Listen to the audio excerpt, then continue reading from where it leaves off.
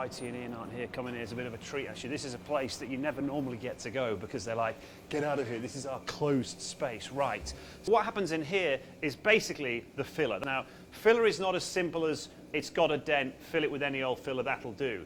The idea is you want ultimately as little filler or as thin amount of filler on the car as possible, because in the same way with a house with mortar, if you have a load of mortar between the bricks, over time it contracts and it cracks, which is what you don't want to happen on a car because filler does the same stuff. So you can see here you've got the blue filler, which is ultimately the sort of coarser grain, meaning the first thing that happens is the body guys will run their hands over this and go, okay, there's a big dent there, there, and there.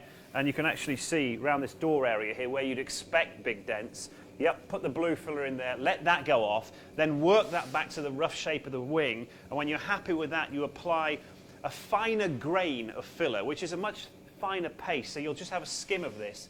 And this is the cream stuff over this vehicle. With a car like this, you want it perfect. And the tools that you use, well, these things are great. So that is basically a long, flat block sander. Now, the thing about having this is if you had a dent there and you fill it, so you'd always fill it proud, so from the side you'd see a blob of filler like that.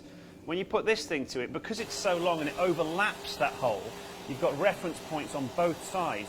When you sand, it means it will never go inside that dent again. It'll never bring out that dent. It'll leave the filler perfectly. And now they make them with a curve in them. You can see as I turn it, you can actually adjust that to the profile of the roof, meaning that if there was a dent there, you'd fill it with filler, work it out with that, and you're not going to go inside and bring out that dent again, which is great to see that.